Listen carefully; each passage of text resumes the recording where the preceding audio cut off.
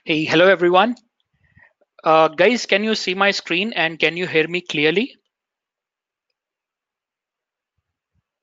You can just put it in the chat window. Yep, few people can do that. Rest all. Yes, good number of yes coming up. I think yes, a lot of people have already joined. Okay, great. So let's get started. We are very much on time. And let's get going today. Okay, so thank you so much for joining, and I welcome you all on behalf of Edureka to this session on Azure DevOps. There are a lot of things that we are going to discuss today, but before we go there, we'll learn about how we are going to conduct all this session. So basically, it's about learning. In fact, let me go forward.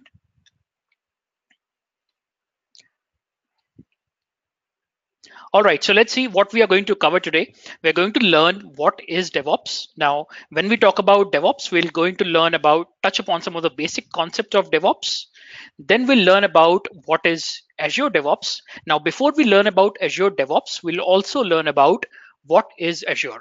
All right, so we'll learn about what is Azure, we'll learn about what is DevOps, and finally, when we combine all these things together, what we are getting as part of the Azure DevOps. And next, we'll learn about what are the different components of Azure DevOps, like, for example, boards. How do you create your task? How do you keep up your source control? And how do you do deployment? All these things we are going to cover as part of the components of Azure DevOps. All right, somebody's saying my voice is breaking. Is it clear for everyone? Just cross-checking again before we continue. Uh, All right, I can see that people saying that it's my voice is very much clear. So guys, if you face any challenge in terms of voice, in terms of screen not getting refreshed, so I would urge you that you can leave the webinar, clear your cache, and you can join back again. Okay, and in case you miss something, just let me know so we can go ahead and repeat that stuff. All right. Now, but just remember, because we have a bigger audience, so we are going to not going to repeat the stuff again and again, but of course, just to make sure that everybody understands and all of us work together in this session. So we are going to repeat some of the stuff depending on if people are not able to get something. All right. Next thing that we are going to cover is about a demo on the Azure pipelines. So we have got a lot of things to cover in today's session. And after today's session, in fact, once the session ends, I'm going to walk you through some of the resources which are available. And those using those resources, you can get started with Azure pipelines, or in fact, you can contact Edureka and we can discuss more stuff. And someone is asking that will the recording be shared? Yes, the recording will be shared with everyone. So you can go ahead and look back at this recording and learn more stuff. All right. So everybody fine. Let's get going. We have got good number of audience today, and I just don't want to keep you guys waiting and looking into what is DevOps, what is Azure DevOps, what are the different components of DevOps, and finally a demo on Azure pipelines. Okay. All right. So before we begin, as I said earlier, we'll learn about what is Azure. Okay. Then we'll learn about what is DevOps. Now, let's take up the first point. What is Azure? Now, I know many of you guys must be knowing what is Azure. Some of you might be already working with it. And I know that some of you are already architects on Azure, but it's good to see you guys joining as well. So let me just start with the very basic thing. What is Azure?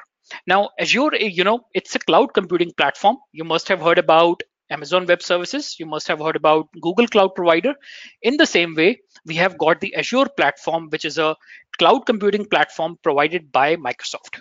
Okay, and it is available in right now 54 plus regions. This means that uh, you can imagine the kind of scale at which the cloud computing platform is getting built. So there are region means that it can be one particular country in which an area in a particular area that the data center has been created. Now that is something at a very high level that's called a region. So this means this overall Azure platform is available in lots of areas. It is available in US in multiple regions, or in fact in multiple uh, areas of US. It is available in India, it's available in UK, Australia, and a lot of different countries. So we have got approximately 54 regions, or in fact, few more than that. And very recently, a region has already been also been established in Africa. So you can imagine the scale at which the cloud computing infrastructure has been built, and only thing that you need to do is go and consume. Okay, and it's not just about the different regions in which it is available, it is also about number of services which are available on these cloud computing platforms. Now when I say cloud computing platforms, Azure is, as I said, Azure is not the only one. AWS is there, Google Cloud Provider is there, and there are a few more. So all these different providers are providing us with lots and lots of services. Now what do we mean by this service? Service is basically, for example, you want to create a virtual machine. So what do? That's a service. So you can go ahead and consume that service. You want to set up, let's say you want to store some data, or so you can go ahead and create a storage account. So that's also another service. So right now, there are 100 plus services which are available in Azure. I think number is approximately 150, but just to just to have a big picture, it's the 100 plus services which are available.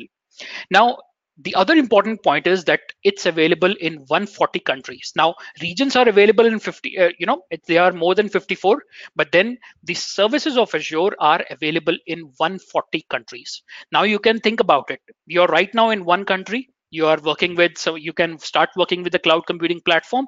You can go ahead, and once you move to any other country, let's say the people there are also using cloud computing. So there is no difference in terms of if you're sitting in one country or the other one, you can go ahead and use the cloud computing platform. All right. Now, this is one figure which I wanted to show you before we begin. This is about, I think this was taken around 4 or 5 months back, but this is still very relevant. So it says that it's a piece of cutting from Forbes, which says that Microsoft beats Amazon in 12-month cloud revenue. Now, the point here is not to show you that Azure is better or AWS is better. That we'll talk about later. But then the idea to show this pitch clipping is that both these services are approximately earning around $26 billion per year. Now, this was a figure around 6 months back, and in fact, these services are growing at a very phenomenal pace. So you can, so basically, I think last quarter, the figure that was there was approximately growth figure was approximately 50% for Azure. So you can imagine the scale at which these services are growing. $26 billion in one single year, it's a big number. That is why these companies, these cloud computing platforms, they are spending lots and lots on these building up the infrastructure, and they are promoting a lot of stuff on the cloud. And that is where you will see your organizations have also started moving towards the cloud, and they are consuming the services. Of course, the organizations are also saving, and these companies like Microsoft, Amazon, Google, Alibaba, they are earning lots and lots of money on top of it. So that is why there is a lot of push in moving towards the cloud. Okay. Now this is an additional figure on the left hand side, which you will see that how fast the cloud revenues are growing. So you can see here, if I just point out to, let's say, one single service, it's called the infrastructure as a service. Okay, this means that you just want to have virtual machines in the cloud, you just want to have some compute in the cloud, you go ahead and consume it. Okay, so in 2017, the revenue was for all these cloud providers was approximately $30 billion. And what you see in 2021, we are in fact halfway down this graph, and $30 billion was in 2017. It's approximately $52 billion, or in fact, it'll be $52 billion in this particular year. And going forward by 2021, it is going to be $83 billion. Now that's a projection. Now you can see here, starting 2017 up to 2021, almost 3 times this numbers are increasing. So you can see how fast these companies are moving towards the cloud platforms. One other thing I can show you here is, for example, SaaS services. Now, this is like a software as a service, which many of you might have heard, or in fact, most of you might be knowing about it. So approximately it was $60 billion in 2017. Now, this is approximately going to touch $117 billion in 2021. So again, you can see the scale at which these services are growing. Okay, so that is why it is very important for all of us you guys, for me, for everyone who are into the IT sector to start moving towards the cloud. Okay, as a developers, as a administrators, as the operations guys, it is very important for us to start moving towards. Okay, one last thing which I want to show you is, I'm not sure if this will be exactly clear to you guys, but this is a figure from Gartner which says that as of April 2018, AWS and Microsoft, both of them are the leaders in the cloud computing platform. Of course, there is Google, which is also a leader, but it's still not as close to what Microsoft and AWS are doing. Okay, so that is why if you want to choose a cloud computing platform, you can go ahead and choose AWS, you can choose Microsoft. Of course, there are more which are coming up and which are, has got lots of interesting services, but still AWS and Microsoft has got are way ahead in this area. So you would see that most of the companies have started migrating towards either AWS or Microsoft or Azure basically. Okay, last thing, which as I said, so there are 54 plus regions, and one region has just come up, I think, in the last couple of weeks back in Africa as well. So this is one figure which you will, which tells us where these regions are located. So if you guys are joining from India, you will see that West India, Central India, South India, in all these places, the Azure has went ahead and set up a data center. On the left side, you can see in US, in Canada, lot of data centers have come up, and of course there are some on the, all right, so in the European side, so there are a lot of data centers which are also there.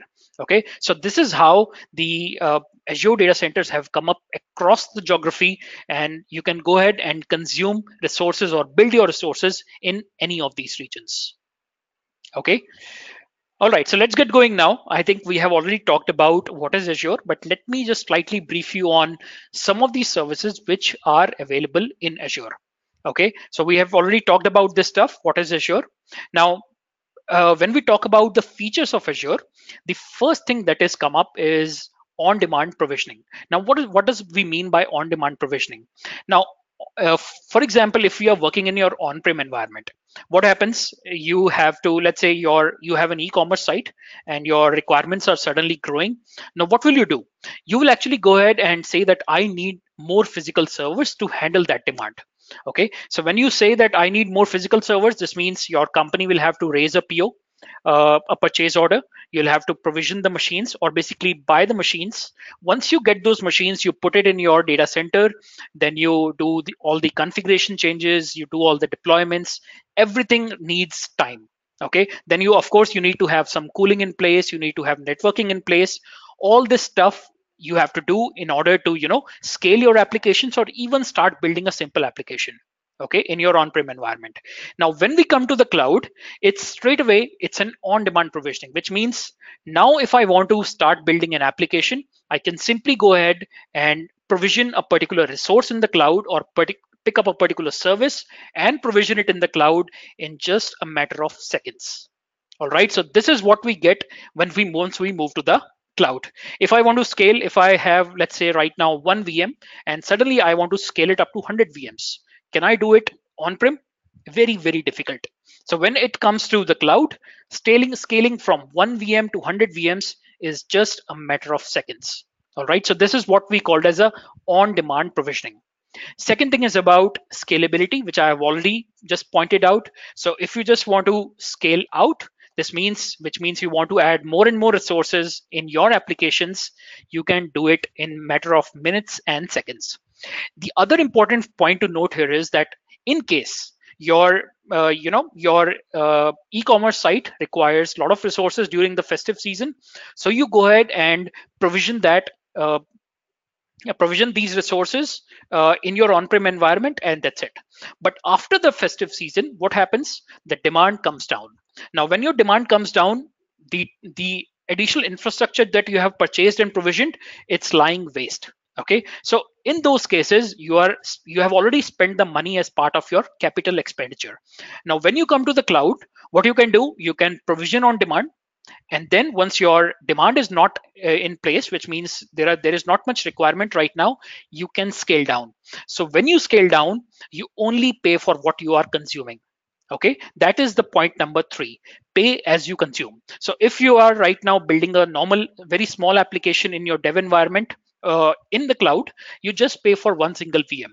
When you put it to production, you want 100 VMs, you can simply scale up to 100 VMs and you pay for 100 VMs. Tomorrow, if for your e-commerce site, if your demand, the festive season is over, the demand comes down, then you can scale down all the machines and you only pay for number of resources that you provision. Okay, so on demand provisioning, scalability, and pay for what you are using. Okay, very important points. The number 4 is that you can abstract the resources, which means that uh, in normal on-prem environment, you have to take care of networking, physical servers, and all the stuff yourself. Now, when you come to the cloud, you don't need to worry about where is my hardware. Of course, you can get access to that, but then you still don't need to worry about where is my hardware. Is it running up to date? Is it completely patched? Is it secure? So all these things are taken care by Azure, and only thing you have to worry about is your application.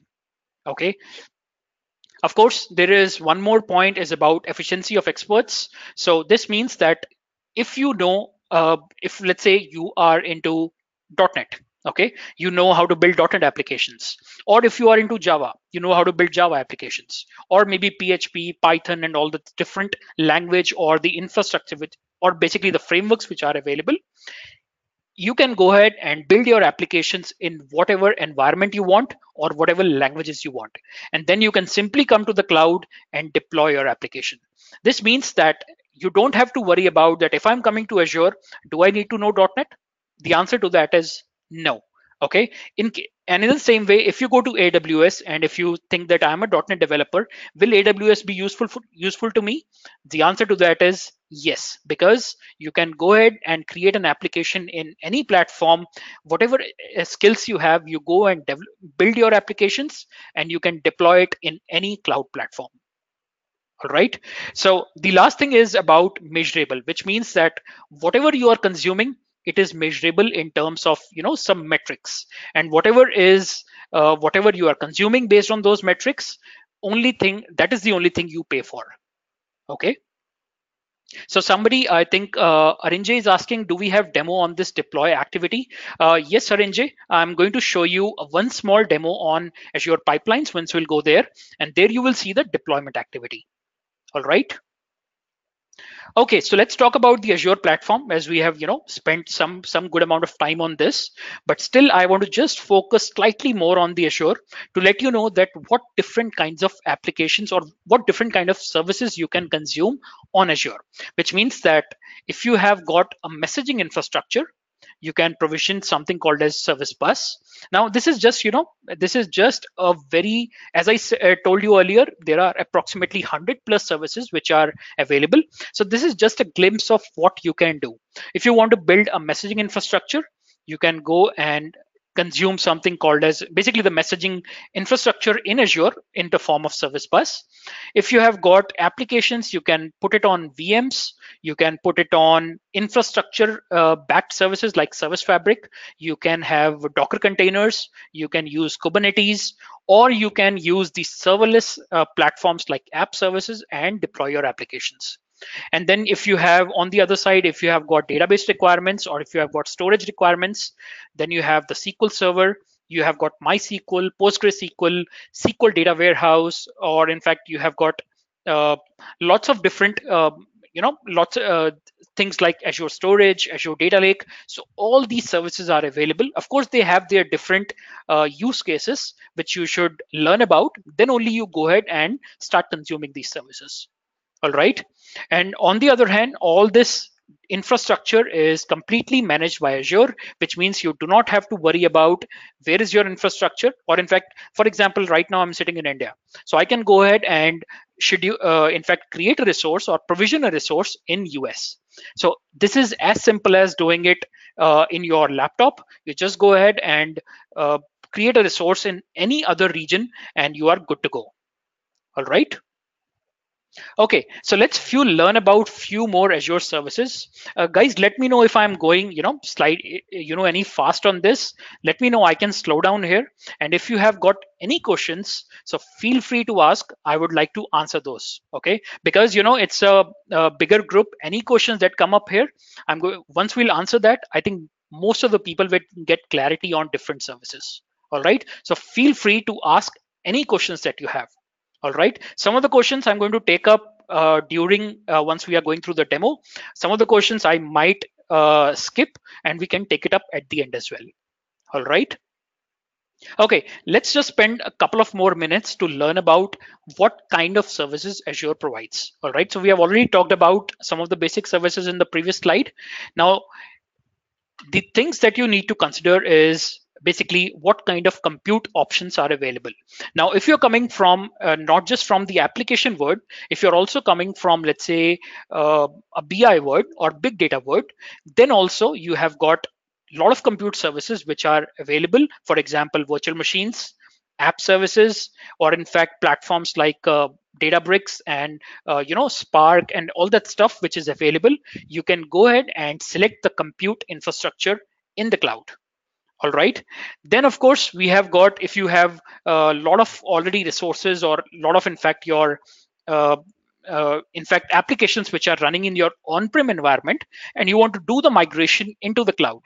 So there are a lot of services which are available in Azure to help you do this migration. If you want to migrate your storage, if you want to migrate your data, if you want to migrate your the applications which are running in VMs, or if you want to simply take your applications which are running in VM right now, and in the cloud you don't want to use the VMs. Okay, so we have got different services available in Azure to do migration of all your activities, or in fact all your applications, into the cloud. The other interesting point to note is that it's not just about the just take your application and migrate it into the cloud.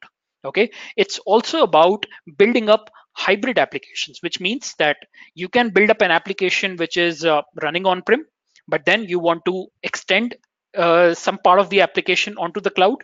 You can do that as well. All right, so migration is not just about you have to dump all your current infrastructure and move everything to the cloud. You can move a part of your application or move a part of your system into the cloud, and you can have hybrid options available. Okay, and next and very important point is about security and compliance, which means that every time people start going to the cloud, the first thing business will ask you is cloud secure?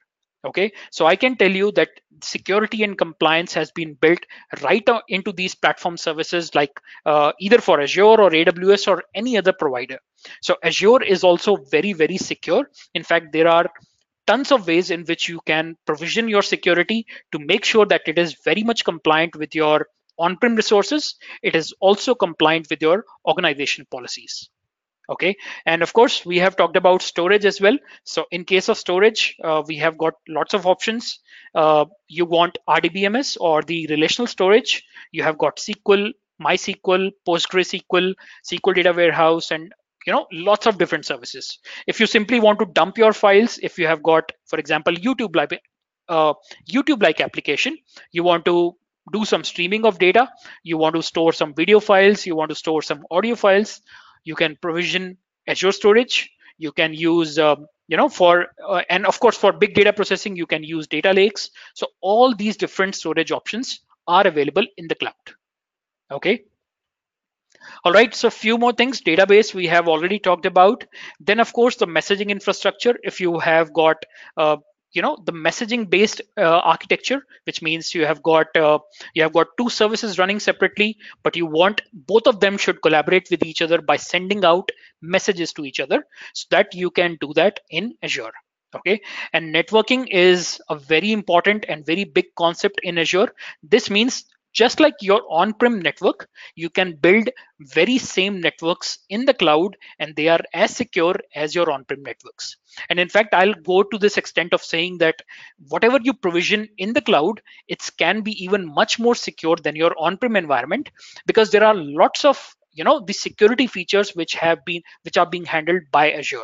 So of course there are a lot of features handled by Azure in terms of security, but then when you build up your networks, but then you can also go ahead and configure the security way you want.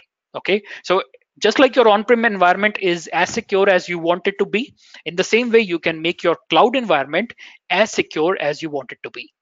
All right, and finally, if you want to do monitoring, if you want to do management of all your resources in the cloud, you can use some of the tools in Azure. All right, so I hope you guys have got now some idea of what is Azure. Of course, people who are very new to it, so what is Azure, where do we use Azure, and what are the different services in Azure? Okay, and one interesting area that I want to touch up today is DevOps. Okay, and this is what we have gathered for. We want to know about what is DevOps, what are the services available in Azure to handle the DevOps. All right, so let's first learn about what is DevOps. All right, so first thing is when we say what is DevOps, so basically, just for the definition perspective, it's a set of practices intended to reduce the time between committing a change. So let's say you are building an application. If you commit a change, putting up this change, committing this change and taking it to the production is a very long process. Everybody knows about it, and we are going to discuss more on that. But then DevOps means that once you commit a change and finally taking that change to the production, DevOps is something which can help you reduce the overall time and provide you a standard set of practices using which it makes your deployment very, very smooth. All right, of course it can help you maintain high quality in your application. This means if you want to do testing, if you want to do some reviews, all these things are available as part of the, or basically are covered in the DevOps. Okay, now of course, some of you guys might be coming from the development background, some of you might be coming from the operations background.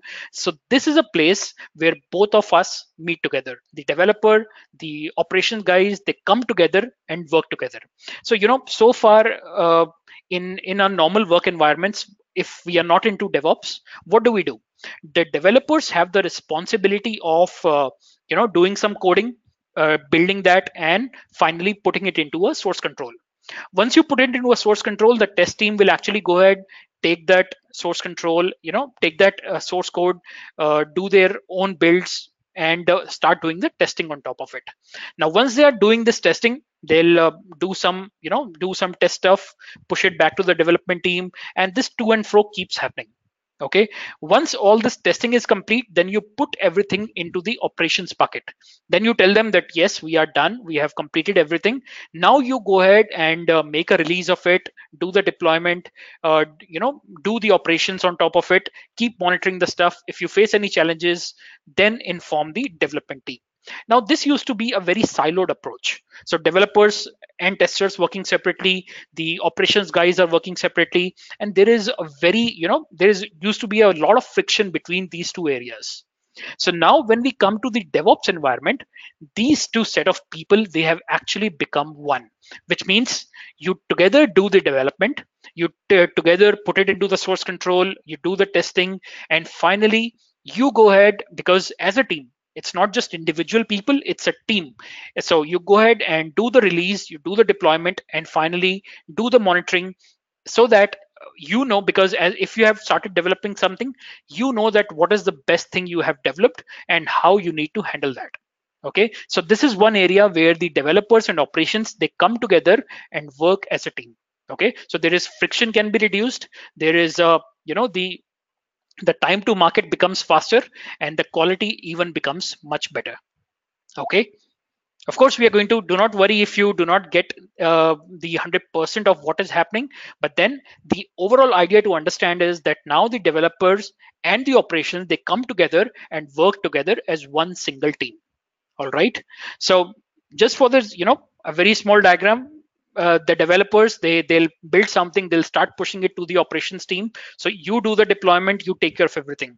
The operations, if they'll face any challenges, they'll start pushing it back to the developers team without looking at a very small thing. Okay, if I can solve something very quickly, that's fine, otherwise I'll start pushing it back to the developer team, saying that this is not working. So there is a lot of friction and there is a lot of miscommunication that happens in this kind of environment. And the way to solve it is that both of you In fact, both of us, the developers and the operations, work together as a team. All right. Okay, I hope you got some glimpse of what is DevOps. And now we're going to talk about some tools which are available in DevOps. Now when we say DevOps, there each of these areas are covered by different kinds of tools. Okay, so if you are doing some development, you might use, let's say, Eclipse, you might use, let's say, Visual Studio, you might use Visual Studio Code, and then you are checking in your code in TFS, Team Foundation Services. You might be checking in your code in Jira, in Git, or a lot of different repositories. Okay, now this is one area. Of course, if you have to do some builds, you can use a Kudu server, you can use Maven, you can use Gradle. So all these different tools are used to build your applications. Okay.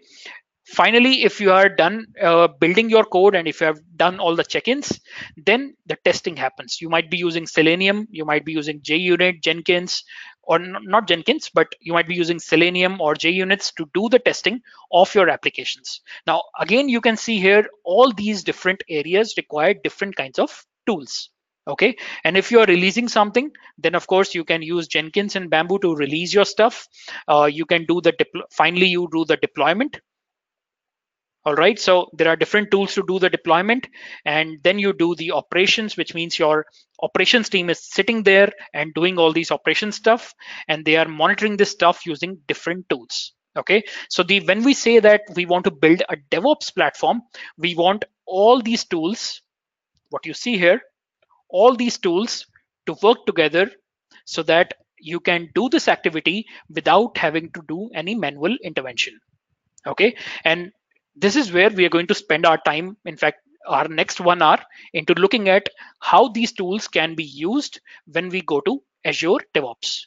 All right, now I guess you guys have learned about what is Azure, some basic stuff, and what is DevOps. Okay, now we are going to look into, if I have to do all this DevOps activity in Azure, okay, so what is it that is available to us?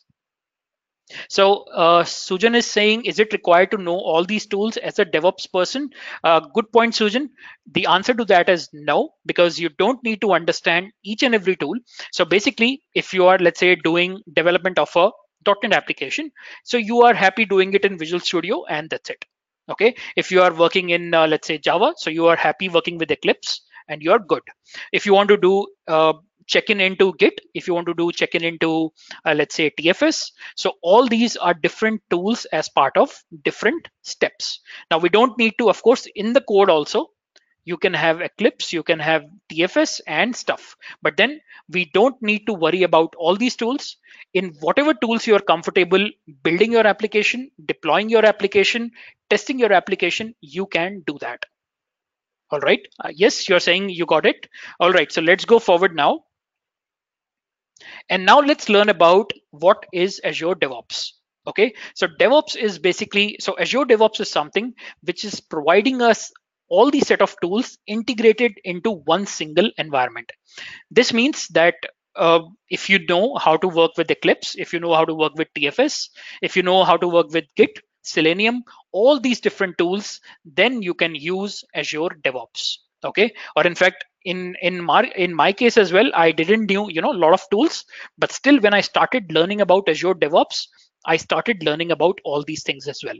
So you don't have to worry that if you are not a part of any of these particular areas, for example, if you're not part of right now how to do the deployment, or if you're not part of how to do monitoring, and you're on the developer side, or basically you are into the development side, then you don't have to worry that will I be able to use DevOps or not.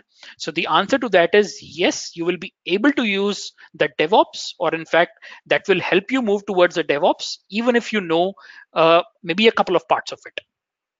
All right. Okay, so now we are going to talk about what are different components of Azure DevOps, and once we'll see some demos, you will be very clearly able to understand how you can take your application from the planning stage up to the deployment and monitoring stage using the tools in Azure. All right. Okay, so let's learn about what are different components of Azure DevOps which are available.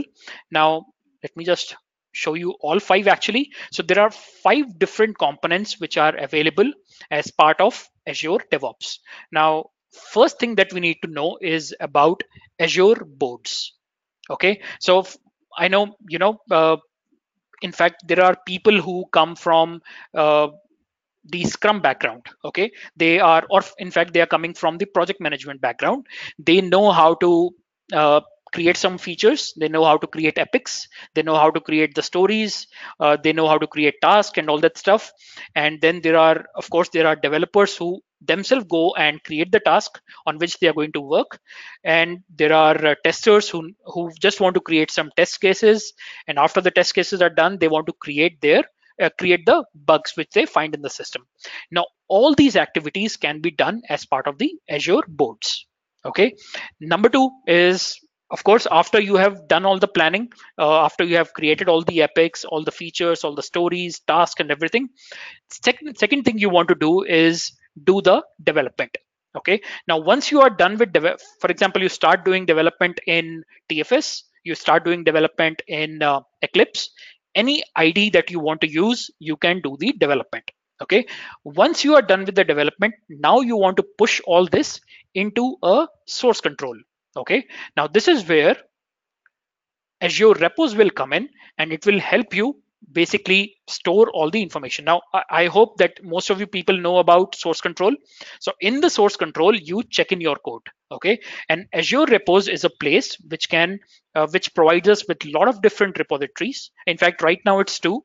If you want to use Team Foundation services, or if you want to use Git. So so basically you can provision that in Azure repos, and you can start checking your code as part of the as part so basically your application code in Azure repos. Okay, so again, we are going to see all these things in action today. The third thing is, once you have checked in your code, what do you want to do next? So there are two things that you want to do. First thing is that you want to run something called as a build pipeline. Now, when you have checked in your code, you want to make sure that nobody has checked in some wrong code. So this is where you build your code. Okay. Of course, the developers have the responsibility to build the code on their local machines, right? Now, this is not a good practice. Now, if developers is just building it on their local machine, this means that maybe some of the dependencies on that machine are not correct, or maybe it's not in sync with the other team members. So this means that if person says that yes, it is building on my machine and I just want to push it in the source control, is that good? The answer is no, because this means that if somebody will have a special dependency on in the application which is installed locally, but it's not installed, for everyone, for others, when they will download that code, it will fail. So that is why whenever the developers push something in the repos, or basically in the source control, it is going to be taken by the Azure pipeline. It is going to do something called as a build. Okay. All right. So the building of code happens in the Azure pipeline. All right. Now, next thing is, the build has already happened. What do we need to do next? The next thing we need to do is release this code. Now, the release could be in, let me write it down. So please excuse I'm using a mouse, so it's might not be very clear to you guys.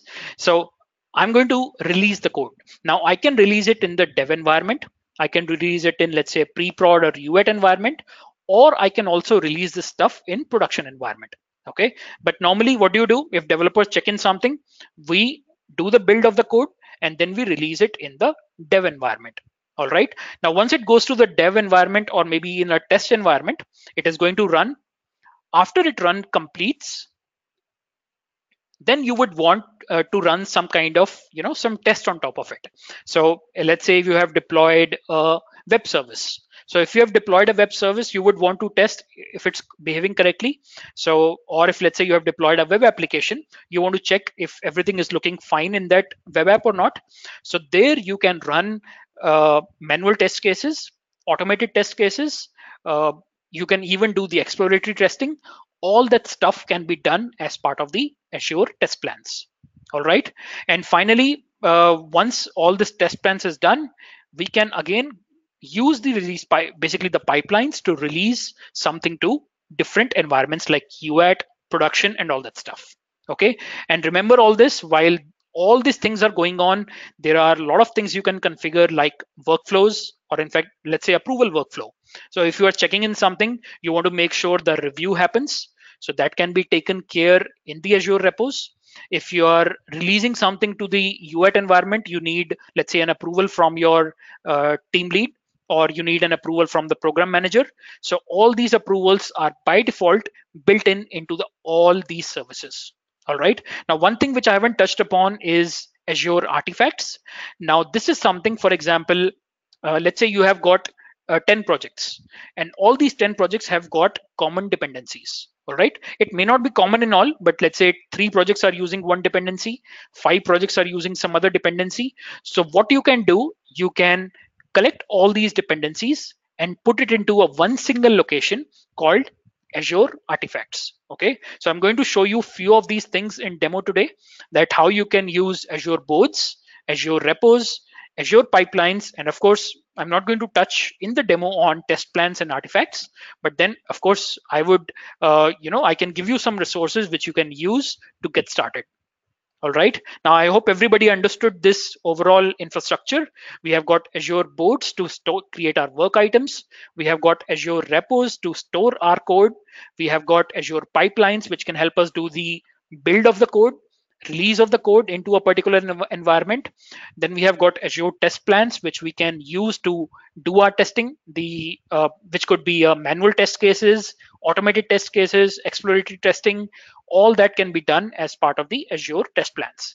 And finally, if you have got some common DLLs or common jar files which you want to store it, which you just want to store it as part of your repository, then you can use Azure artifacts. All right, so I hope stuff is clear to you. Feel free to ask any questions and we can take up that during the discussion itself.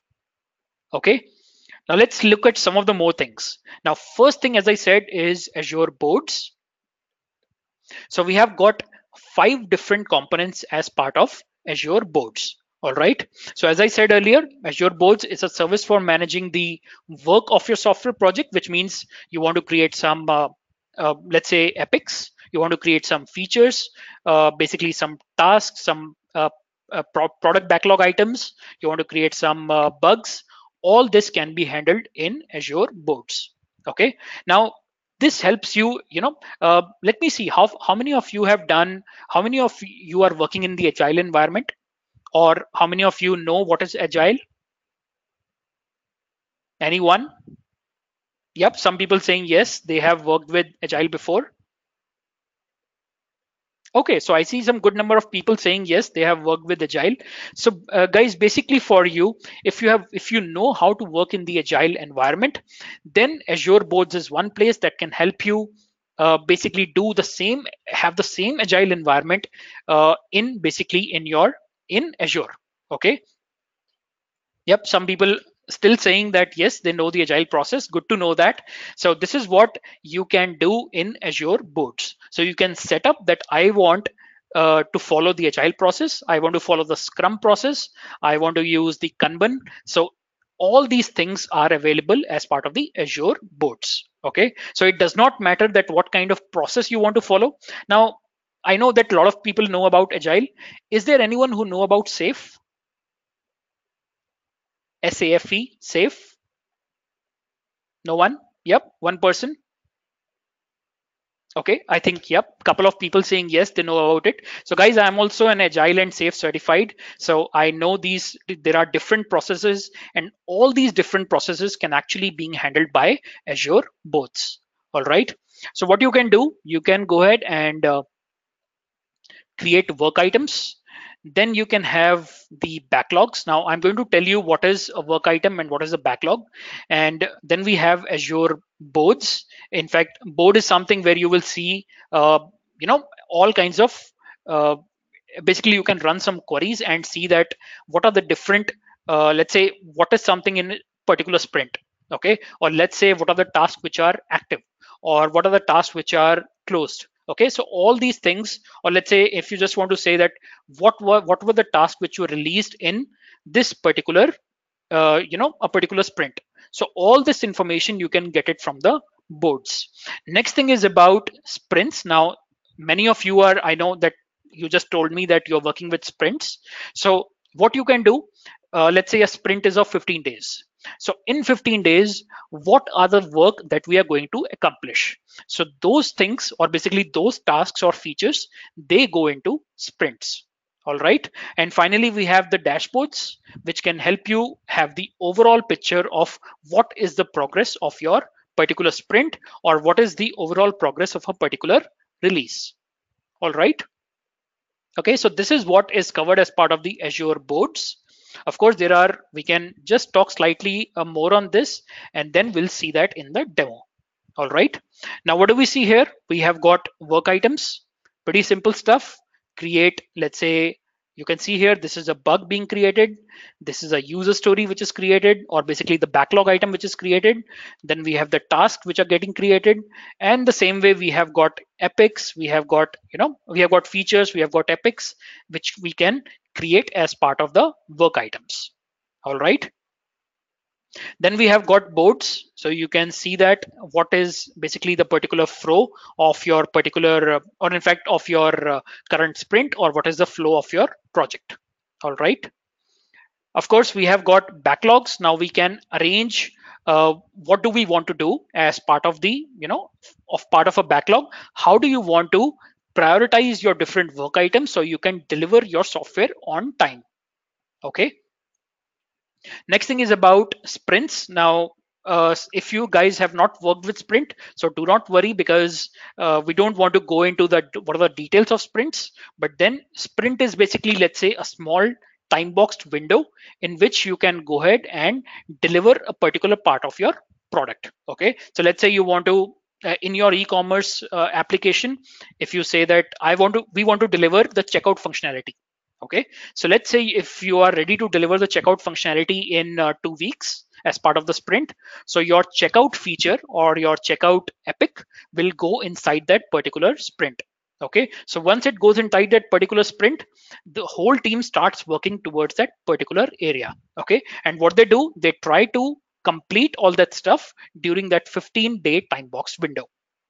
Okay, and that is what you can build as part of the sprints. All right, so then we have the final dashboards, and where you can see what is the current status of your project. Now, before we go further and look into the different aspects like pipelines and stuff, I just want to give you a small demo of how you can create the work items, how you can how you can create the backlog items, and how you can use the boards.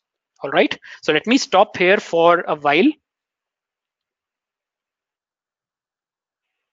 Okay, and what I'm going to do now is going to go to something called as dev.azure.com. Now let me know if you are not able to see it, my screen. I'm sharing my whole desktop. So what you need to do here is you need to go to something called as dev.azure.com, and this is, or if in fact, of course, if you are not signed in, it will ask you to sign up or sign in. And once you sign in, this is the kind of basically the dashboard you will see. Okay, now what you can do here, the first thing you can do here is create a new project. All right, so let me create one. What do you see here? It is asking me that is it a private project or is it a public project? All right, now let's say if I want to create a project called my test project 4. I'm not going to create it. It takes some time, while to set up everything. But what I can show you here is that now it is asking that what is the version control. So basically, where do you want to keep your source code? Do you want to keep it in Git, or do you want to keep it in TFS? Okay, so you can go ahead and select the different version control options which are available. Now, of course, I think with time they will keep adding more and more source controls or the version control repositories here which you can use. But most common ones which everybody knows is Git. We also have GitHub, which is again a repository for storing the Git-based version control. All right. Of course, there is something from Microsoft which is available, which is the Team Foundation. If some of you guys have worked before with the TFS or the Team Foundation services, this is the one. All right. So it is totally up to you. How do you want to store your code? Okay. So I'm going to select Git right now. The next thing is about work item process. Now, some of you are saying that you know about Agile. So if you want to follow the Agile process, you can use this one. If you want to use the Scrum process, you can follow this one. Then of course you have got CMMI and a basic one. Now basic is something which does not follow a particular process, but this is something which can help you set up either the Agile process or the Scrum process. Okay, it's like a kind of a blank template. All right, but if you are comfortable working with Agile environment, you can select this one and you can click on create. Okay, now as soon as you do that, what you will see, it's something like this one, my test project 3. Okay, let's, because I created this one and I added few things here, so I want to show you that. All right, now before we go into inside this particular my test project 3, what are the things you can see here? Something called as Azure boards, which we have already talked about, the repositories, Azure repos. Then we have the Azure pipelines. We have got the test plans, and then we have got the artifacts. Okay, the same stuff that we have seen in the slide, it's available on dev.azure.com once you create a project. Okay, now let me go ahead and first of all click on this project. What I've done as part of this project, I am using Agile plus I'm using Git. Okay, so I've selected this one and this is now showing up in my test project 3. Okay, the first thing, as I told you, that I want to show you about is boards. Now let me go here. On the left hand side, you can see boards, repos, pipelines, test plans, and artifacts. Okay, so I'm going to go inside boards right now and straight away show you what you can do in the boards. All right, first thing is, of course, pretty simple. If you want to do the planning, so what do? You create something called as a, let's say, a task, a work item, or basically you create a work item. Now work items are of different types. You can have something called as an epic. Now epic is something which is very high level. So let's say your leadership team comes up and they define something called as an epic. Okay, now they will say that we want to deliver this kind of project. All right, so there they are defining a particular epic. All right, now inside the epic, what you can do, your product owners, or let's say your project managers, they will go ahead and decide on the number of features that you want to have as part of the epic. Let's say you want to build an e-commerce site. So in e-commerce site, the business says that we want to set up, some e-commerce setup for our this business. Okay, that's an epic. Once you go inside that epic, you will say that I want to create a feature. Now what is a feature here? I want to deliver the cart functionality. I want to deliver the product page. I want to have a recommendation engine, or maybe I want to have a search engine in my e-commerce portal. Okay, so all this you can create. Now this is what will be created by product owners, or they will be created by the project managers. All right, now once you create this feature, now when you say I want to create, let's say, an search service in my e-commerce site, so as part of the search service, what do you need? You will go ahead and create some stories. Okay, so in the story, what will you say? You will say that I want to create let's say I want to have some database ready, or basically which will contain all the information of my products. Then I'm going to have, let's say, one more story for building up a middle layer, which can help me, building some APIs which can help fetch this information from my database and show it to the end users. Then I'll build another story to say that I want to show it to the end customers. Okay, and once you have these user stories, then you go ahead and create task inside that particular story. Okay, so let me start building up, let's say, one feature. I'm not going to go into the complete agile model, but right now I'm just saying that we want to create a feature for let's say search in e-commerce. Okay, so just remember guys, this is not the way we write in agile format. So if you want to just create a new feature, there is a particular format in which you should create the feature. Basically the text has to be in a particular format, but that's not the agenda for today. The agenda is to show you that you can create a new feature, you can provide a particular iteration path. This means I want to do it in this particular time frame. Okay, so or in fact I can create multiple iterations Okay, and I can put up the iteration here. Now next thing what I can do here, I can link it to some existing item. All right, so we'll do it later, but then we'll say what is the business value of this, what is the time criticality, what is the start date, what is the target date which we want to complete this particular feature. Okay, and then right now this feature is new right now, so let me save it. You can go ahead and provide description. You can use the discussion board to do some discussion on top of this particular feature. And once you are final that yes, our feature details are ready, then what is the next thing? Let me go back to work items. And let's say I want to create a particular user story. What will I do? I'll say that I want to create, let's say in the search, I want to create the APIs. Okay, and what do I need to do? I need to link it to the epic, or in fact I need to link it to the feature. So what I can do on the right side, add link, existing item, and I can also say that what is the parent here. So the parent is, let me search for it. So the parent is search in commerce, e-commerce. Okay, so I'm going to link this one and say that I'm creating a user story.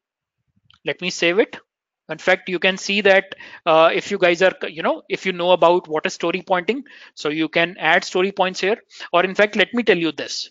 If you go for, for any kind of course, or not just from here, but if you go for any kind of course about how do you handle agile, so there you will learn more about story pointing.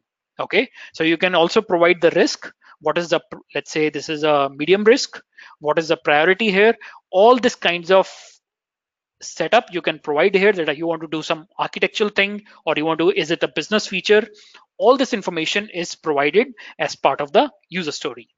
Okay, so let me save this one, go back to the work items. Okay, so right now this is showing us separately, but once we'll go to the boards, or in fact let me go to the backlogs first, what you will see here, all the different stories which are available. Now this is something on which we want to work. Okay, let me add one more story here, new work item, and let's say UI for search. Okay, let me add this one. Now what you see here is we have created now two stories. In the first sprint, or basically in the planning side, let me just open it up. And okay, so as part of the iteration, what we are going to do in the first iteration, or let's say in the first 15 days, what we are going to deliver, we are going to deliver API for search service. All right, or in fact actually both of them have got into the same iteration. So now you can see here we have got one story which we are going to cover in iteration 1, which is right now the current one, and one story we are going to cover as part of the second iteration. All right, now in fact if you go ahead and add more tasks to it, let's say if I click on, I can even change the priority for this one by dragging and dropping. Okay, now click on API for set service. I can go ahead and click on, or in fact I can see the whole history of that particular feature, or in fact that particular user story. I can also go to this particular link, and I can say that I want to add some child items here. Okay, so I can say add a new item, and that is a child item which is of type task.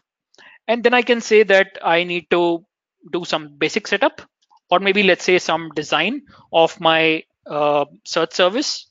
So that is one task I'm creating. Okay, all right, so what is the original estimate for creating this particular task? I can say 10 hours. All right, what is the remaining time? 10 hours. Completed 0. Okay, and I'll provide some description here and save it. So this means if I close this one, and in fact I'll just refresh this page, you will get a complete idea of what are the tasks which are, or what are the stories on which you are going to work on, or basically what are the backlog items on which you are working in, and what are the tasks under that. Okay, so this is the kind of thing that you can set up with Azure DevOps. All right, so clear. I hope this stuff is clear to you guys. So we have got different iterations. Let me click on sprints. So you can see right now, the first iteration is going on and the design is here. Once I start working on this, I can even use the visual editor to make it active.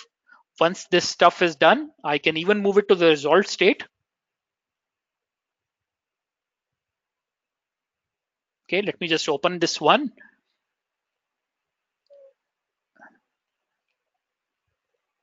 I can just close this task and say that's it. So this is how my overall flow of my basically the work items work. Okay. Now, next thing which I want to show you is repositories. Now, repositories, I already, we mentioned that we can use either Git or we can use TFS to basically maintain our source code. Now, I'm just going to show you a demo right now to show you how all this stuff works. So Amit is asking, how is it different from Trello? Amit, I'm actually not sure because I haven't worked with Trello before, but is it like is it like again, the overall DevOps management tool? Just cross-checking with you. Okay, meanwhile, while you reply, so guys, let me go forward while the Amit will reply on this. So what you will do here, you now need to, what you can do is you can set up a repository which is like a Git or a TFS. Then you can go ahead and start checking in your code. Okay, so what first thing you will see here is, because we are using Git, so I'm clicking on something called as branches, and in the branches there is a default branch which is always available. Now that's called as a master branch. Okay, in fact, you can go ahead and create more branches. Now, branches is something which can now in some of the source controls like TFS, you will have one single place where everybody is checking in the code. Okay, now in case of Git, it does not work the same way. It's a very different structure. So what you do is you create your own branch. You work in that branch, which means branch is basically a copy of a master branch. Okay, so you will go inside that branch, you will make your check-ins. Now that is your branch in which you are making the changes. You will do the testing. Once you are completely fine that everything is it's running fine, then you are going to push those changes from your branch to the master branch. Okay, remember that of course if you haven't worked with Git before, so there is nothing to worry about because this is not something specific to Azure DevOps. What I'm talking right now about the branches, this is something specific to the Git. Okay, so let me show this thing that we have right now, a default master branch. If I'll click on this one, what you will see, I have already checked in one particular project into my repository. Okay, that's called as a web application 2. Now it's a very simple web application. If I click on this one, okay, it's a very simple MVC application that I've created and added it into the source control.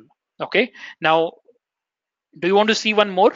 I can show you that. So I'll go to the Visual Studio. Now in the Visual Studio, you can again see that I am using Git tools for Visual Studio. And this is showing me that I have got a master branch. Okay, now what I can do, let me create one more application and check that in. So let me create a simple application, file, new project. ASP.NET Core Web Application. Remember, you can use Eclipse, you can use IntelliJ, or you can use any other IDE to do the development. Okay, so this is not restricted to .NET or Visual Studio.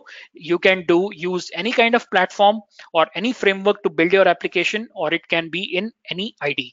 Okay, Eclipse, IntelliJ, anything will work here. All right. So what I'm going to do is create a new application called Web Application 3.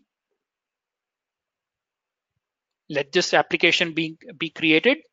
And all right, so meanwhile I see what couple of questions are there. So Amit is saying the Trello is not entire but can create cards and move.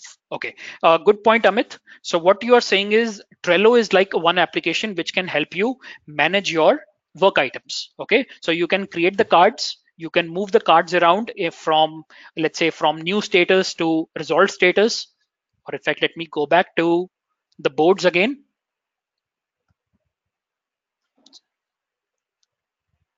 All right, let me see the sprints. So this is how you can move your stuff from new, active, resolved, and closed.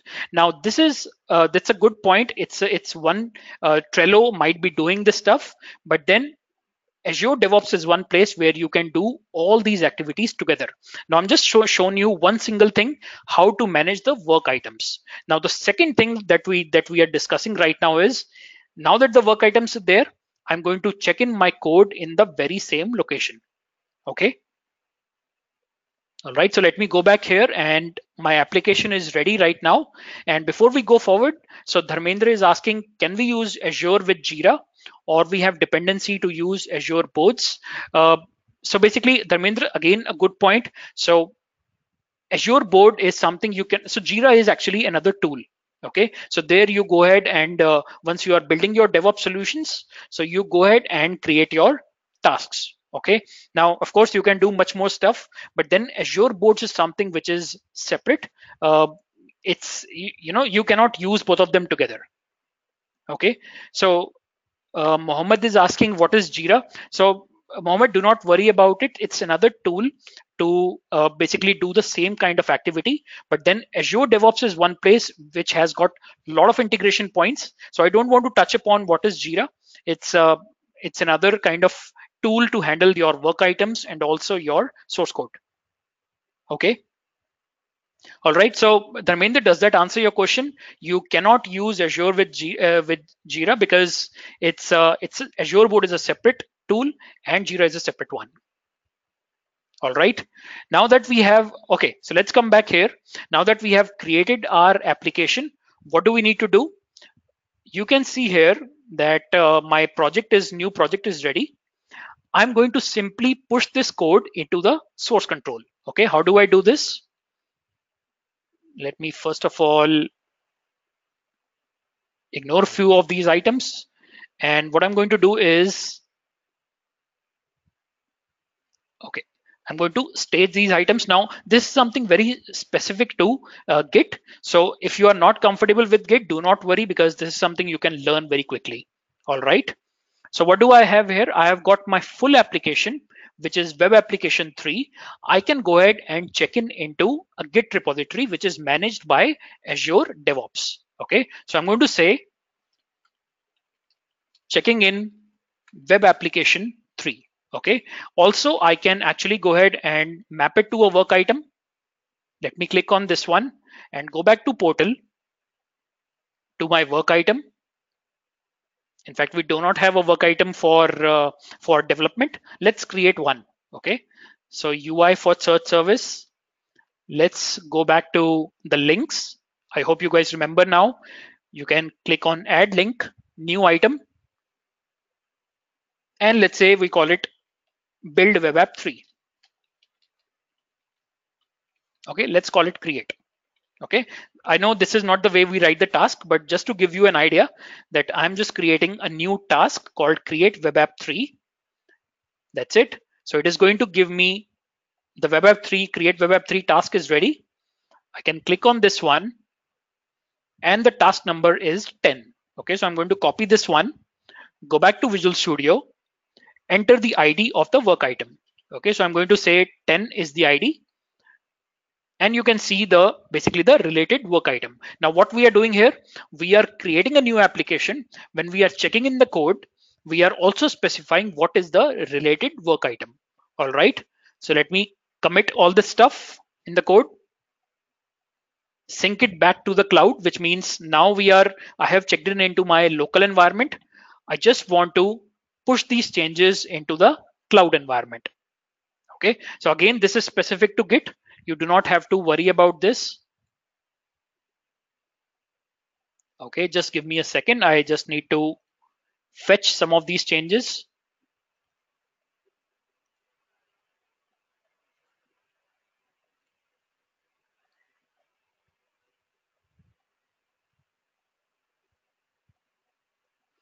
Just give me a second. I'm just something related to Git. I need to.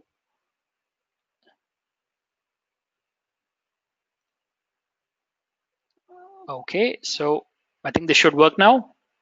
Let me push these changes.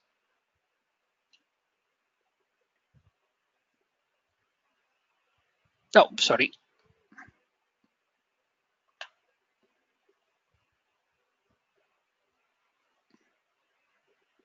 All right. Okay, so now this is going to push my changes to the source control. All right, so you can see here it has been successfully pushed to the master branch. If I go back to the DevOps environment, what you will see here, in fact, if I just open up the application as well, so you can see here, this is the parent side. And in fact, let me just refresh this one.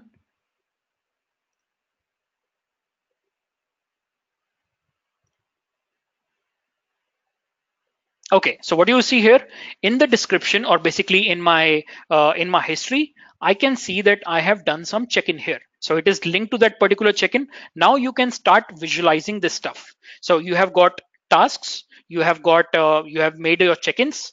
From those check-ins, it is coming in. Once you make a check-in and attach it to a particular work item, it will be linked to that particular work item. So if anybody is going and looking into what changes you have made as part of this task, you can actually go ahead and see all that stuff. Okay, now next thing is, now this is a part of the task. Next thing is, let's go back to the repos and see the commits. Okay, we have made a commit into the repository. What do we see here? We have got check-in web app 3. Okay, so this is what we have checked in as part of the web application 3 that we just created. Okay, now the next thing is, I want to build this application. Okay, so if you guys remember, the second thing was checking in the source code. After checking in the source code, I want to automatically build this particular code. Okay, so what do I need to do here? I need to go to the third component called pipelines. Okay, I see something called as builds, which means I want to take up this particular source code and do an automatic build of that. So what I can do, I can click on something called as new build pipeline. Okay, I've already got two created, but I just want to show you from scratch how this is done. Okay, so where is your code? It is asking me. So my code is present in a Git repository. So I'm going to select this one. And what is asking me that where is your source, okay, or where is your Git repository? All right, so my repository is in Azure repos Git. Okay, so I'm going to select this one. You can even select GitHub. For example, if you just want to pick up the code from GitHub directly and use it, you can do it here. Or you have the GitHub enterprise server. If you have got GitHub deployed in your local environment or in your enterprise environment, you can use it. You can use Subversion, or you can, in fact, if you have got TFS, there's a different way to use it. But then right now we are focusing on using the Git in Azure repos. All right, so here you can see it. I have got my test project 3, which is my basically my repository and my team project. Then I'm going to pick up all the code from master branch. Okay, so I'm going to click on continue. And the first thing that I need to do is tell Azure how to build my project. Okay, so how do I want to build my project? I want to build this project as part of Azure web app. Okay, this means I want to take my code and finally I want to deploy it in a service in Azure called Azure web app. Okay, when we say Azure web app, then I want to build my project as part of the Azure web app. Okay, so if you want to do a normal build, for example, of your ASP.NET application, you can do it. If you have got an Android project, you want to build it. If you have got Maven, let's say you have a Java project and you want to use Maven to build your projects, you can do it. You have got Python packages, you have got ASP.NET Core. Then we have got, if you have know what is a container, if you want to build Docker containers, you can do it from here. If you want to deploy, basically build and deploy for Azure Kubernetes services, you can do it. Then if you have got just a function, you can build a C# function. You have the Azure web app for Java. So all these things can be done as part of the Azure, basically the build pipelines. All right. Okay, so what I'm going to do right now is select a service in Azure. Basically, I want to deploy in this particular service called Azure Web Apps, and that is why I'm going to select this one to build my code. Okay, now if I have to build my code, what do I need to provide? I need to provide where is my solution. All right, so I'm going to click on this one and tell the system, or basically tell my build pipeline, that it resides in web application 3. Okay, this is my new project that I picked up. I'm going to select this one and click on OK. Then finally provide where is this Azure subscription in which I want to deploy. So I'm going to select this is my subscription in Azure, and what is the name of the app service. Okay, again, there are a few things that we are rushing through because we don't, we don't have time to look into what is an app service and what is an Azure subscription. If you guys have any questions, so I'll answer that one after we are complete with this demo. But otherwise, we are just kind of doing a deployment in a in an Azure app service. All right. Okay, so this is what we can select. And next thing is I can go ahead and select. So this is what we are going to do. We are going to build as part of the build pipeline. Okay, so we are going to take the source code from the Git repository, do a build of it automatically. Let me save this one and queue it, which means I'm going to save this pipeline and start doing the build of my project. Okay, so Suresh is asking, can we build a project with free tier account? Yes, Suresh, you can do that. There are few free minutes which are available, using which you can do the build. Okay, so it's available with free tier as well. All right, so now that our build pipeline is ready, which means our code is going to be get built, let me show you when the build is happening, what is going on. Okay, so it is does going to take some time to do the build because this is the first time it is happening, but I'm going to show you that I already have one pipeline which is already built for my web application 2, which was very similar. So while this is running, let me go to builds, and this was the pipeline which was completed successfully. So let me select this pipeline. So this is how the build happens. So if you open up anything, it is going to give you the detailed logs of how the build happened. So it picked up the code from your source control, it did a build, and you can see all the build activities which happened as part of this pipeline. All right. So you can see here it picked up the web application 2 project and it started doing the build. It did all the copy files to output directory and cleanup and all that stuff. And finally, it did a build of my project. Okay. Now, once I did a build of my project, what next? So you can see here, it approximately took 5 minutes to do the build.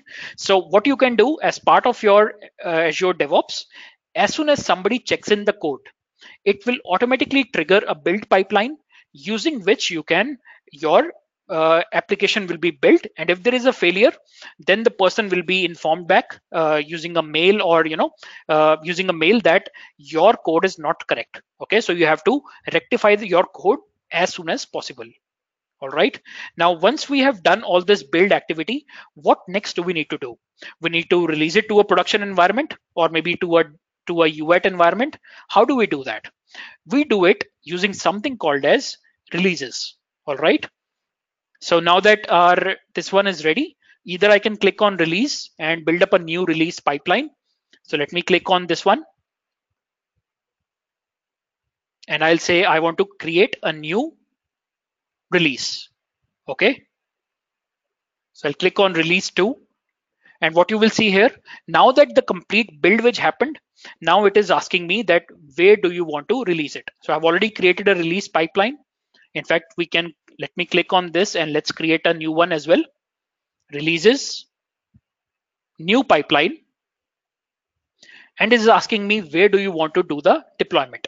So I'm telling Azure that I want to do the deployment in Azure App Services. Okay, you can deploy a Java application, you can deploy a Node.js application, you can install it in Service Fabric, you can install it, deploy a Rails on Ruby application on App Service. You can deploy an IS website. All right, so all these things you can do, and I'm going to deploy in Azure App Service. All right, so once I select this, it is going, I just need to provide what is the application basically which I want to build, and what is the Azure subscription in which I want to deploy the application. Let me select this one. So there is one I've already created, my test app service. Once I've done this, I can save it. So this is my release pipeline is ready. So now my so basically my code has gone into source control. My build pipeline, which is picking up that source code and building it, that is ready. Now this is my release pipeline, which is going to take that build code and going to do the deployment.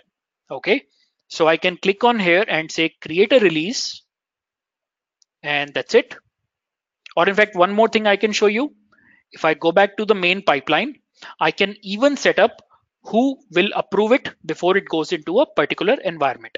Okay, so I can click, for example, pre-deployment conditions and say who is going to do the pre-deployment approval. Now, if your team lead needs to approve the overall release before it goes into UAT or production, then you can specify who is the approver. Okay, so in this case, I'm going to put in my name. All right, and I'm going to save this one. So this means as soon as the deployment will start happening, it is going to ask me for the approval. I'll get an email that please approve the release deployment. Then only it can go to production. Okay. So I'm going to click on now create a release and click on create. So go to the release which has been created now, and you can see it is saying pending approval. Okay, so what I can do is, because right now I am the owner, or basically I'm the approval owner, so I can click on approve and say yes, I want to approve this particular basically approve this particular release, and then it will continue further to do the deployment.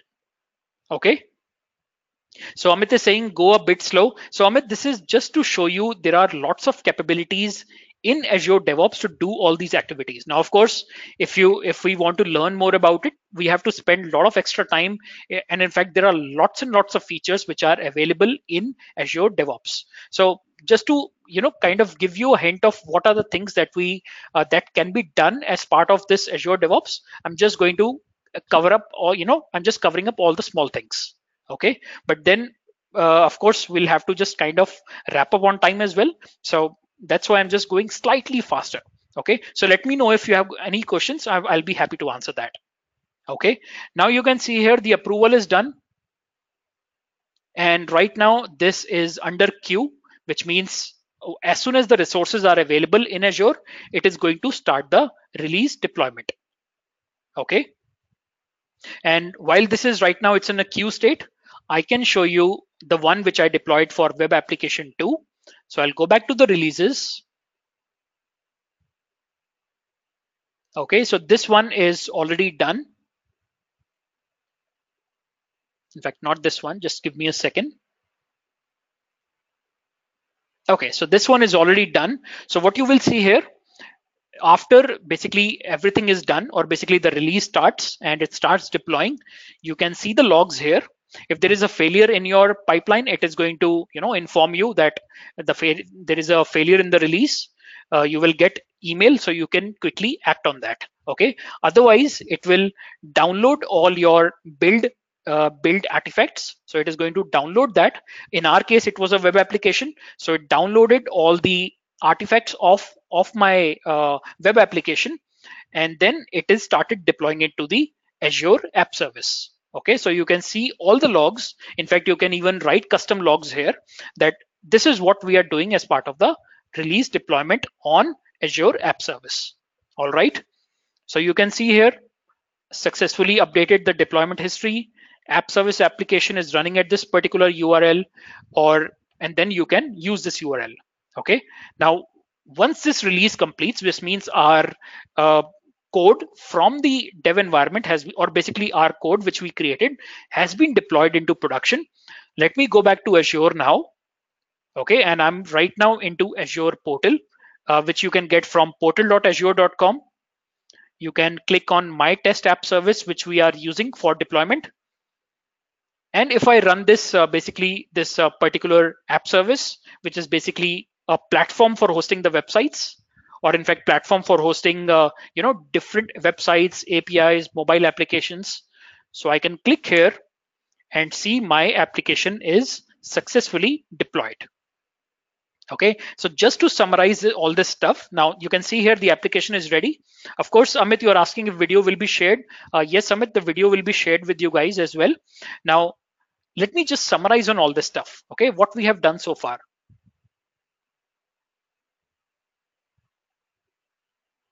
All right, so there are 5 components basically of the Azure DevOps, which means that we have got Azure boards in which you can manage your work items, you can manage the tasks, you can create either the Scrum boards, Kanban boards, or you can have the agile process. All this is being handled as part of the Azure boards.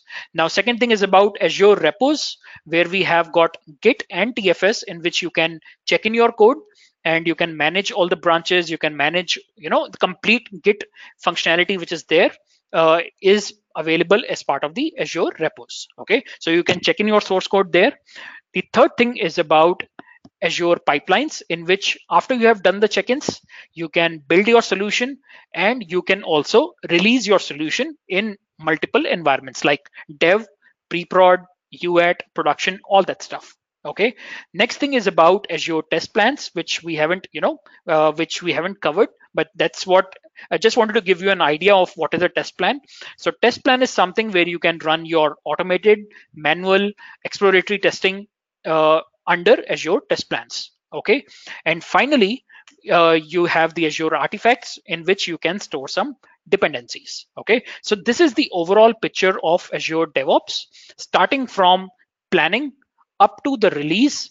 Without manual intervention, all this can be done as part of the DevOps. Okay, and there are a lot of different personas which are involved here, and they can work together.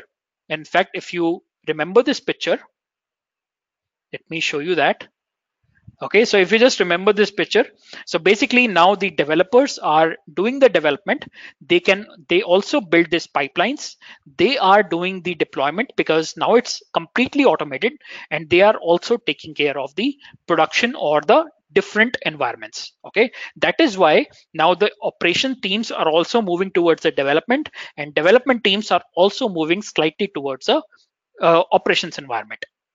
Okay, I hope makes sense to everyone.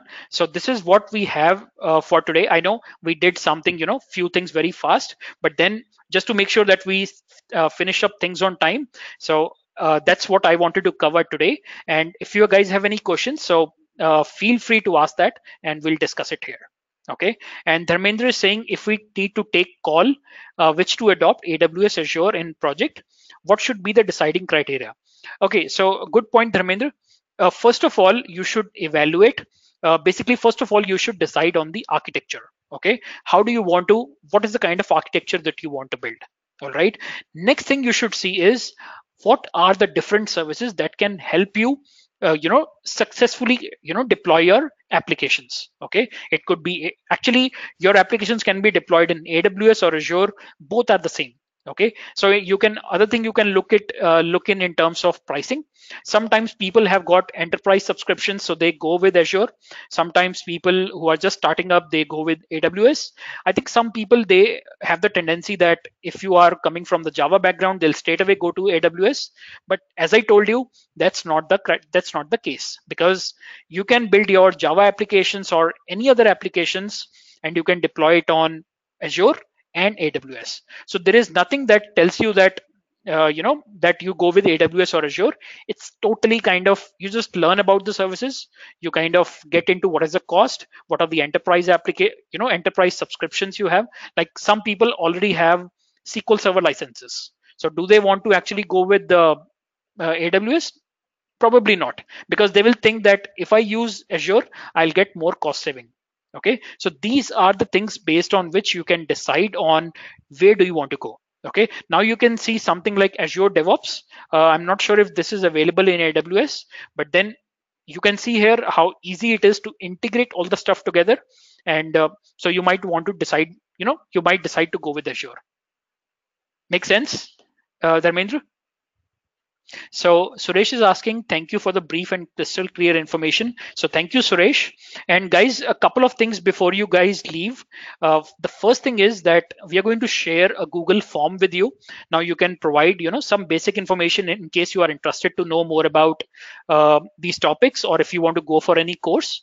The second thing is about, there is an Edureka meetup community. Now, in that community, there will be a lot of resources like this, a lot of videos like this. You can go and learn more about it. Okay, so these are the two things we are going to share with you guys, and you can use that. If you have any questions, feel free to contact the sales or the support team. They'll help you out. And I see there are 4-5 more questions here, so let me answer that before we leave. Harish is saying, can this be used for SAP application?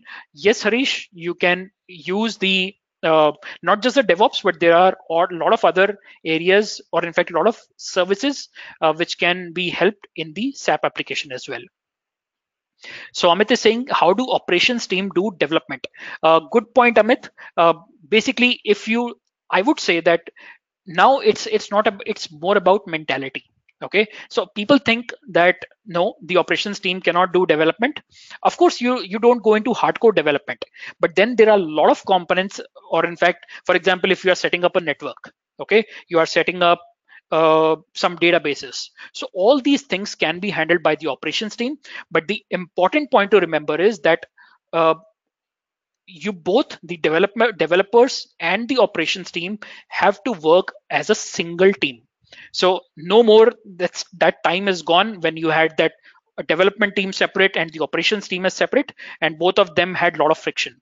If you are coming to the cloud, or if you are using DevOps, so you need to start thinking about that we together are working as a one team. And that is where they might not do, the operations team might not do hardcore development, and even the developers might not do hardcore, handle the overall infrastructure 100%. But then you need to understand how the development is happening. The developers need to understand how the things are provisioned, so they both can build DevOps, which means they can build their CI/CD pipelines, or basically what pipelines you saw here, these are also called as CI/CD pipelines. Okay, so this is where the both of us have to come together on a single platform, so that our basically our end product, or the final product, is released in a smooth way. It is also released, in a faster cycles. Okay, and Mohammed is saying, I'm from .NET, a net app storage admin background. Which DevOps is best?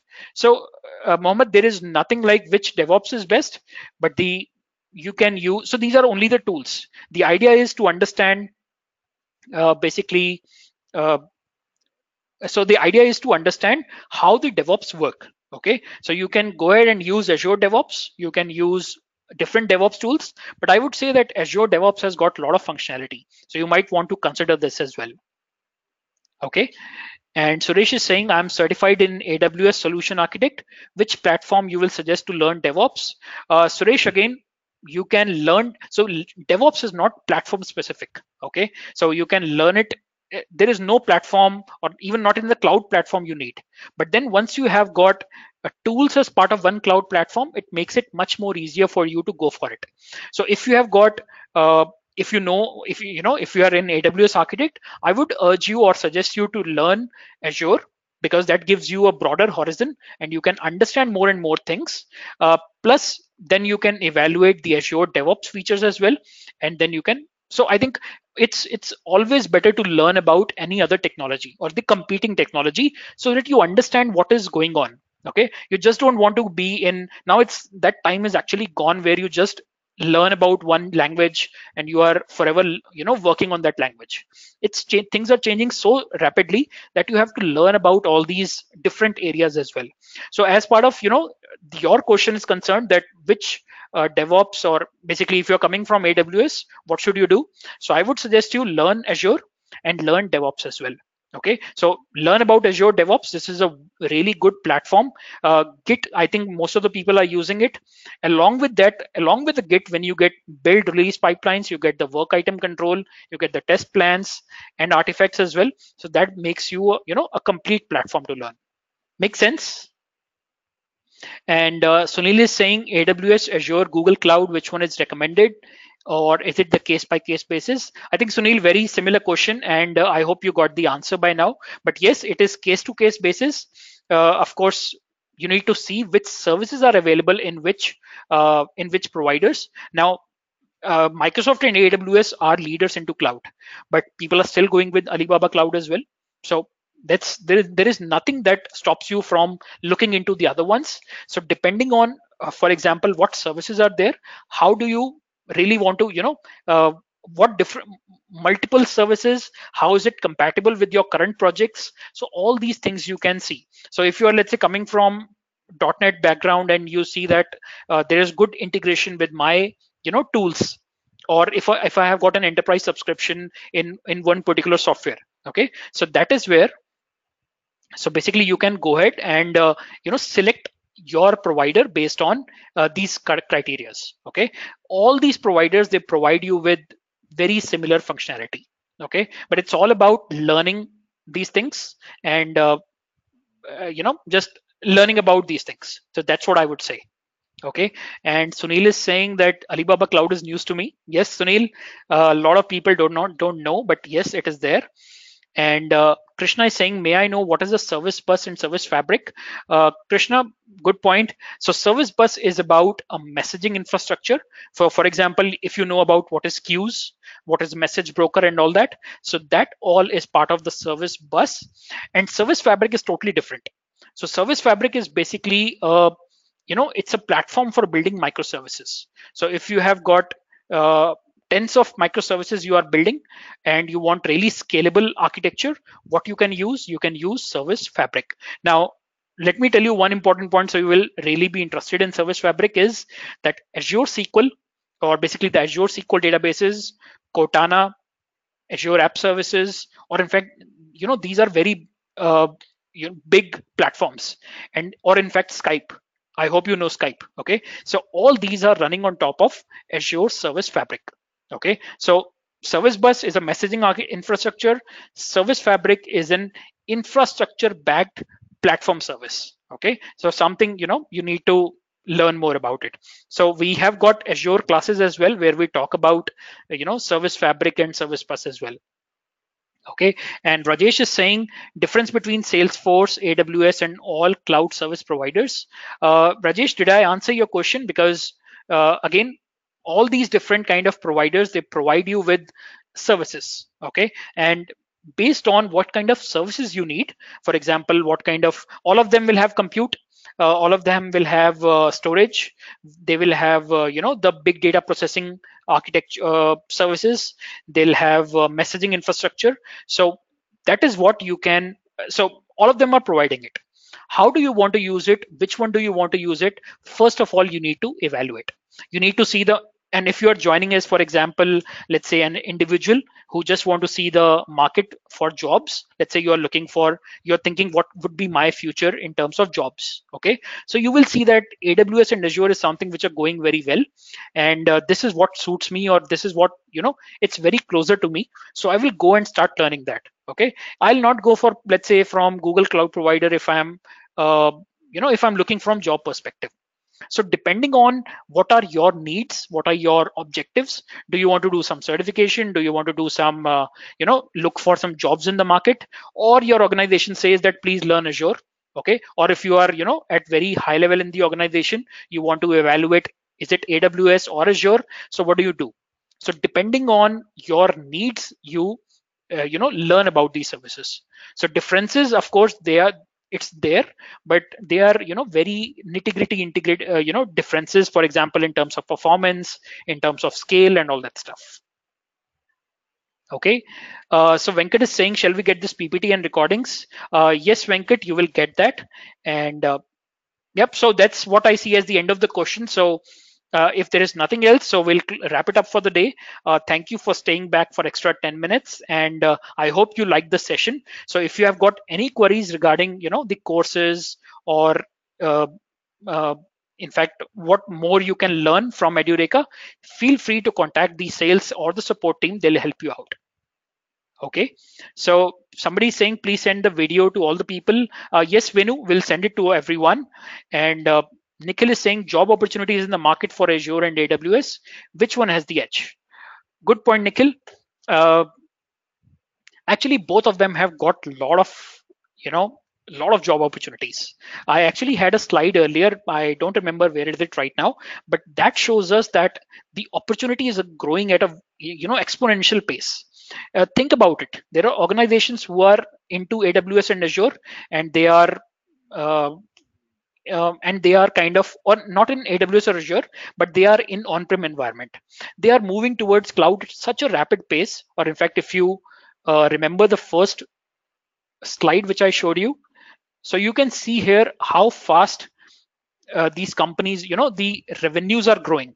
So if revenues are growing, definitely there are companies who are, you know moving towards the cloud.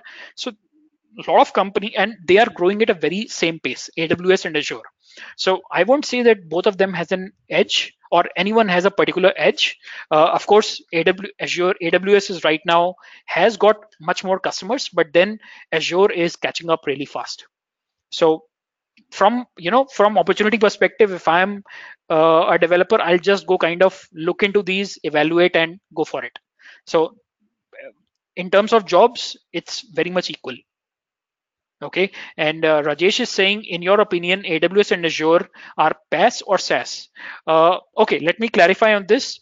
Rajesh, AWS and Azure, they are neither PaaS or SaaS. They are cloud providers. On both of them, AWS and Azure, there are PaaS services like platform services.